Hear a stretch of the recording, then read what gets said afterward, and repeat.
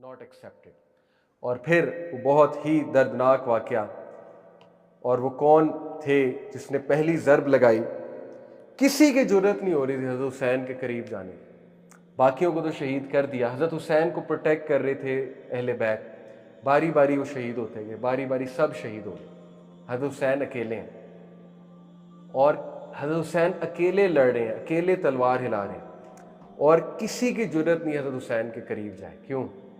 क्योंकि सबको पता है जहन्नम की टिकट कंफर्म है। हज़रत हुसैन को ज़रब लगा दी तो जहन्नम की टिकट कंफर्म है।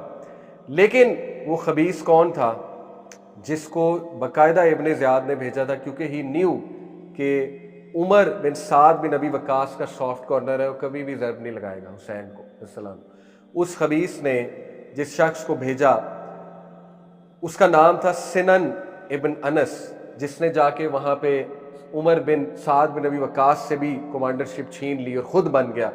और उसने ऑर्डर किया कि जाओ और ज़रब लगाओ जाके नवासा रसूल को। और जिस बदबख्त ने ज़रब लगाई उसका नाम था शिमर जो है ये भेजा गया था as a replacement of Umar bin Saad bin Abi Waqqas, क्योंकि उसे पता था उमर का सॉफ्ट कॉर्नर।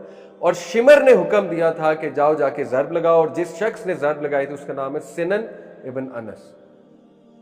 और फिर हज़रत हुसैन का सर काटा गया और उसको इब्ने ज़ियाद की कोर्ट में ट्रे में लाके पेश किया गया। और ये मुस्लिम हिस्ट्री में पहला बारबैरिक और दर्दनाक इंसिडेंट, यानी इस तरह इस लेवल की बारबरिज्म वो सिविल वॉर्स में भी नज़र नहीं आती। हज़रत हुसैन सल्लल्लाहु अलैहि वसल्लम का जब सर मुबारक लाया गया इब्ने ज़ियाद की कोर्ट में, तो वो इस लेवल का खबीस इंसान था कि उसके पास एक स्टिक थी। He started to poke Hazrat Hussain's eyes and lips and cheeks, और मजाक उड़ाने लगा, वल्गर अल्फाज कहने लगा पोक करके। अनस बिन मालिक कोर्ट में मौजूद थे। अनस बिन मालिक कूफा शिफ्ट हो गए थे। अनस बिन मालिक आपको पता है ना, ही इज़ द सहाबी जो सबसे ज़्यादा सीनियर और लंबी उम्र जिन्होंने पाई। उनसे रहा ना गया, वो उठे और उन्होंने कहा कि बदबख्त, ये वो लिप्स हैं जो रसूलुल्लाह ने किस किए, ये वो चीक्स हैं जो रसूलुल्लाह ने किस किए हैं, मुझसे ये साइड नहीं देखी जा रही। और बहुत उन्हें बुरे अल्फाज कहे उस शख्स को, उबैदुल्लाह इब्ने ज़ियाद को। और we all know Ubaidullah Ibn Ziyad की भी कितनी दर्दनाक मौत हुई, कितनी इबरतनाक उसकी मौत हुई। तारीख़ की किताबों में आता है, बिल्कुल सही रवायात है कि सारी उम्र उबैदुल्लाह इब्ने ज़ियाद को सेम वाक़यात से निपटना पड़ा, ट्रेचरी से, धोखे से। उसके अपने लोग स्कीम करते थे। और फिर एक शख्स था मुख्तार, जिसके साथ उसका बहुत बड़ा फड्डा था। मुख्तार ने अपने सोल्जर्स को हुक्म दिया कि उसका सर लेकर आओ, और बिल्कुल यही वाक़या हुआ। उबैदुल्लाह इब्ने ज़ियाद का सर काटा गया और बिल्कुल उसी तरह ट्रे में मुख्तार को पेश किया गया। और लोग गवाही देते हैं कि आउट ऑफ नोवेयर एक सांप को हमने देखा। आउट ऑफ नोवेयर एक सांप आया पता नहीं कहां से, और उसकी नाक के अंदर घुसा और उसके स्कल में जाके बैठ गया।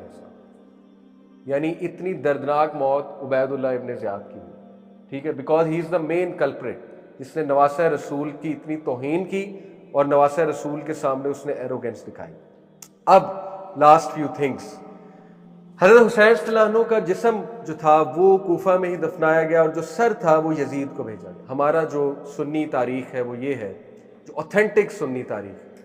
कुछ सुन्नी तारीख शिया सोर्सेज से भी इंस्पायर्ड है, मैं आपको ऑथेंटिक सुन्नी तारीख बता रहा हूँ। वो ये है कि यजीद के पास जब सर पहुंचा तो वो अपनी चेयर से उछला और शौक में आ गया, इसमें कोई दूसरी राय नहीं है। और वो बहुत ज़्यादा गम का शिकार हो गया, शौक का शिकार हो गया, और उसने कहा ये क्या गज़ब कर दिया तुम लोगों ने। और उसने बहुत रिस्पेक्टफुली, जाहिर है उसके दिल में बड़ा रिग्रेट था, उसने अहले बैत को सर वापस किया। और मैंने आपको कहा ज़ैनुल आबिदीन, ज़ैनुल आबिदीन जो है हज़रत अली की औलाद में से, वो जिंदा बच गए थे, ओनली ही फ्रॉम द अहले बैत। उनसे फिर आगे अहले बैत की लड़ी चली है। वो इसलिए जिंदा बच गए थे, उनको बहुत ज़्यादा बुखार हो गया था, और वो औरतों के खैमे में मौजूद थे, तो उनको हाथ नहीं लगाया गया, उनको जिंदा छोड़ दिया। तो फिर उनसे आगे जो है ये फैमिली चली अहले बैत। तो हज़रत हुसैन का जो सर है वो जन्नत बकी में दफन है, मोस्ट प्रॉब्ली हज़रत हसन की जो है वो कब्र के साथ। तो ये बड़ी अजीब बात है। देखिए करबला में उनका जिस्म मुबारक है और फिर उनका सर मुबारक जो है वो जन्नत बकी में दफन है। अब इसके कुछ आफ्टर इफेक्ट्स क्या हैं? And who is to blame. सबसे पहले जो आफ्टर इफेक्ट आया हज़रत हुसैन की शहादत इस सानेहा से, वो क्या है कि ठीक 4 साल बाद एक फ़िरका जन्म लिया।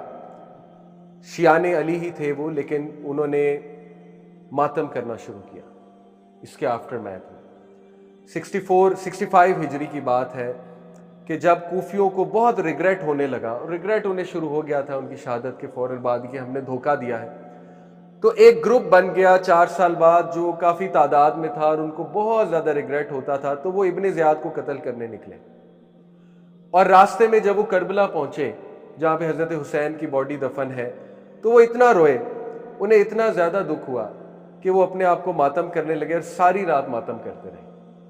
और वहाँ से ये मातम की रस्म जन्म ली, और साल हर साल फिर 10 मुहर्रम को हज़रत हुसैन की शहादत वाले दिन ये मातम की रस्म वहाँ से जन्म ली। और ये मातम करने वाले कौन है? शियाने अली, वही जिन्होंने हज़रत अली रज़ियल्लाहु अन्हु को भी, हज़रत हुसैन को भी और हज़रत मुस्लिम बिन अकील को भी, सबको धोखा दिया। तो यहाँ से वो जो है रस्म निकली। और फिर मैंने आपको बताया कि वो अकायद वाली मूवमेंट भी इख्तियार कर गई आहिस्ता आहिस्ता। सहाबा से नफ़रत, सहाबा को मुनाफिक कहना, उसके बाद हज़रत अली और अहले बैत को डेमी गॉड का स्टेटस, यानी कि ये अल्लाह का अवतार, एक्सट्रीम जो अकायद है। आपको पता है अहले तशय्युअ में कुछ बहुत एक्सट्रीम अकायद है, सबके नहीं लेकिन कुछ के बहुत एक्सट्रीम अकायद है। एक तो आफ्टर मैथ ये कि शियाइज़म अभी तक पॉलिटिकल मूवमेंट थी, लेकिन इस वाक़े के बाद से वो थियोलॉजिकल मूवमेंट भी बन गई, प्रॉपर थियोलॉजिकल मूवमेंट, ठीक है, जिसमें अकायद भी शामिल हो गए और बहुत अजीबोगरीब अकायद। दूसरा ये कि हु इज़ टू ब्लेम। अब हमारा क्या व्यू है, हमारे स्कॉलर्स का क्या व्यू था? देखिए, आम आदमी का व्यू तो डजेंट मैटर, मेरा आपका व्यू तो डजेंट मैटर, ठीक है ना। हमारे स्कॉलर्स का क्या व्यू है? Who is to blame. Number 1 कूफी, नंबर 1, कोई इसमें दूसरी राय नहीं है। वही लोग जो मातम करते हैं वही ब्लेम करने की, या जो उनको फॉलो करते हैं, ठीक है, वही ब्लेम कर रहे हैं, वही ब्लेम के लायक हैं। उसकी वजह यह है कि उन्होंने खुद माना कि हमारी वजह से ये हुआ। दूसरी बात यह है कि उम्मे सलमा का बयान मैंने आपको बताया कि अल्लाह की लानत हो कूफियों पे जिन्होंने नवासा रसूल को शहीद कर दिया। इसी तरह जो है वो हज़रत अब्दुल्ला बिन उमर का हमें बयान मिलता है कि जिन्होंने हैरत का इजहार किया, वाह अजाबा, अजीब बात है कि मच्छर के बारे में पूछ रहे हो और नवासा रसूल को तुम लोगों ने मार दिया, ठीक है। तो सहाबा वर क्रिस्टल क्लियर कि कौन ब्लेम है। नंबर 2 सबसे बड़ा, चले कूफियों ने तो बिट्रे किया ना, लेकिन तलवार किसने उठाई, मारा किसने? उसमें सबसे पहले इब्ने ज़ियाद, अब उबैदुल्लाह इब्ने ज़ियाद। और मैंने आपको बताया कि 6 दिन का डिस्टेंस था तकरीबन शाम में और करबला में। तो इट इज़ नॉट पॉसिबल कि उबैदुल्लाह ने लेटर लिखा होगा यजीद को, यजीद ने कहा होगा मार दो, ये तो पॉसिबल ही नहीं। 6 डे का डिस्टेंस है ना, जबकि उसने तो अगले ही दिन कह दिया कि नहीं मार दो। तो इसका मतलब कि ये ऑर्डर उबैदुल्लाह इब्न ज़ियाद का ही था, ठीक है, यजीद का नहीं था, इसमें कोई दूसरी राय नहीं है। तो Ubaidullah ibn Ziyad is to blame definitely. और फिर जिन्होंने मारा, ज़रब लगाई, Umar bin Saad bin Abi Waqqas is also to blame, क्योंकि he turned out to be a coward और he could have protected Hussain रज़ियल्लाहु अन्हु बगावत करके, लेकिन उसने भी नहीं प्रोटेक्ट किया। और जहां तक बात है यजीद की, he is also to blame. Imam Ahmad bin humble के बेटे ने इमाम अहमद बिन हम्बल से पूछा, डू यू लव यजीद? इमाम अहमद बिन हम्बल ने कहा, how can a person with little ईमान in his heart love Yazid? How can a person of ईमान लव यजीद? और फिर उसने पूछा कि डू यू कर्स हिम? इमाम अहमद बिन हम्बल से। इमाम अहमद बिन हम्बल ने बहुत खूबसूरत जवाब दिया, have you ever seen your father curse someone by name? क्या कभी अपने बाप को किसी को नाम लेके लानत करते देखा? बेटे ने कहा नहीं। इमाम अहमद बिन हम्बल ने कहा, ये हमारी सुन्नत नहीं है, नबी सल्लल्लाहु अलैहि वसल्लम की भी सुन्नत नहीं है। तो वी से कि यजीद कसूरवार है, और वी से कि जो भी जालिम है उस पर लानत, without taking any name, we say लानतुल्लाहि अला ज़ालिमीन, वी से